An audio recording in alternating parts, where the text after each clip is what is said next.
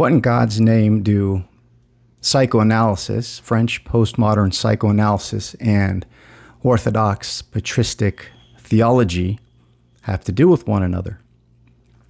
That is a question that I've been engaging with, at least thinking through, for quite a few years, as my background is from a philosophical psychoanalytic background, and really have been diving deep into Orthodox theology, patristic writings for the past 2 years as well. And I've seen a lot of resonances, a lot of overlap in places where it doesn't seem that there would be. And to my chagrin, I was introduced to this Father Nikolaos Loudovikos, who actually my boy Pano sent me over a video, and he has a background. He was a former atheist. He's from Greece, from Thessaloniki, which is kind of the area where I'm from. Atheist, former psychoanalytic background, and he wrote on Nietzsche and Lacan and was a psychoanalyst. And I'm going to coin him as the Slavoj Žižek of Orthodox theology.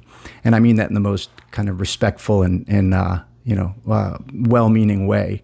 As you know, I'll share some videos, and I've shared one of his videos where he's discussing some of these psychoanalytic subjects in regards to patristic teachings. And he just released a book, and I ordered the book. It's a little expensive to get it right now, but I did order it, and it's entitled Analogical Identities: The Creation of the Christian Self, Beyond Spirituality and Mysticism in the Patristic Era. And he introduced this book, and he's got a couple of talks on it on YouTube. He's got a lot of videos on YouTube, but the vast majority are in Greek. And I do speak Greek, but it's hard. I'm not at the level where I can engage with this type of discourse in Greek. But he does have a few videos in English as well. And I'll read a little bit from kind of the back of the cover of the book. Again, it's Analogical Identities: The Creation of the Christian Self. He says here, so a book about the possibility of retrieving a concept of selfhood from patristic theology, beyond the dichotomies of mind and body or person and nature.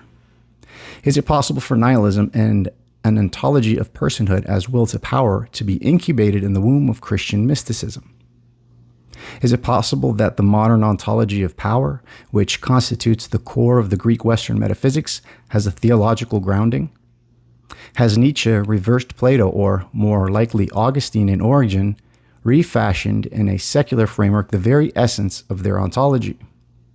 Do we have any alternative patristic anthropological sources of the Greek Western self, beyond what has been traditionally called spirituality or mysticism? Patristic theology seems to ultimately provide us with a different understanding of selfhood, beyond the ancient or modern Platonic or not transcendentalism. This book strives to decipher, retrieve, and re-embody the underlying mature patristic concept of selfhood beyond the dichotomies of mind and body, essence and existence, transcendence and immanence, inner and outer, conscious and unconscious, person and nature, freedom and necessity. The analogical identities of the self needs to be explained.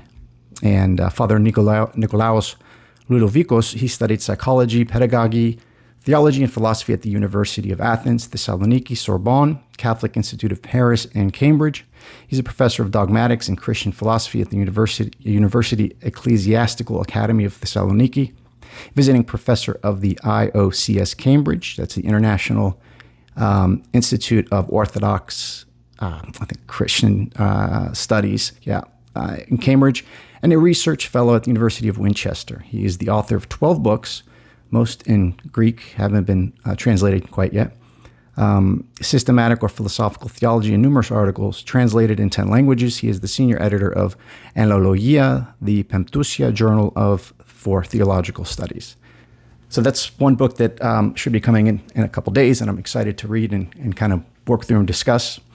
Another one in this vein is a book that will be released next month, and there is a video coming up, or a Zoom meeting or a Zoom discussion of this book from the same institute here, entitled Lacanian Psychoanalysis and Eastern Orthodox Christian Anthropology in Dialogue.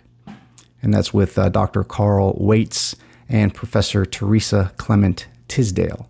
So I'm excited to kind of check that out. And a lot of this is working towards explicating some thoughts that I've been having on the overlap and the synergies between psychoanalysis and Orthodox theology. There's not a lot out there that covers this territory, and it seems to be a new emerging field of very interesting and fruitful discourse that is on the horizon here. Some other kind of concepts or ideas within this line, orthodoxy and psychoanalysis in general, Lacan and Orthodox theology. Very interested in the intersection between the incarnation, patristic teachings, and the psychoanalytic concept of the unconscious. I'm interested in looking and exploring Lacan's three registers, the imaginary, the symbolic, and the real, through a patristic lens. Really interested in this, in the idea of the fundamental idea of psychoanalysis is narcissism. So I'm interested in the intersections between, narcissism, the incarnation, and the other. And again, psychoanalytic and orthodoxy conceptions of the self, which Father Nicolao's book is going to be diving headfirst into. So that's something that I'm interested in and excited to share with you guys. If you guys know any people that are discussing these topics, please send them my way. I'm actually reached out to Father Nicolaos and the Institute there to see if I can get an interview or discussion going on the book there as well. So yeah, just a quick update.